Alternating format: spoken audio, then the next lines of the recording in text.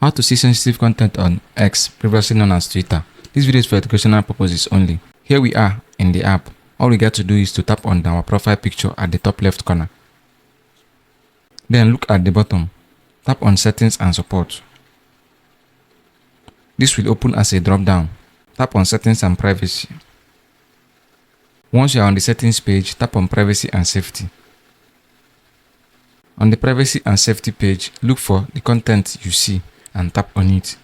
Here is content you see, so tap on it. On this page, you have to tap on Search Settings. Here you can turn off or turn on Hide Sensitive Content. Go back. Tap on Sensitive Media. On the Sensitive Media page, you can tap on Graphic Violence and choose to show all or never show this. You can also go back and tap on Adult Content. Here you can also choose to show all or never show this. You can also do the same on Other. You can here choose to show all or never show this. Now, you should be able to view sensitive content on X without any sort of filters. The last thing to do is to give this video a like and subscribe to this channel. Thanks for watching. See you in the next one.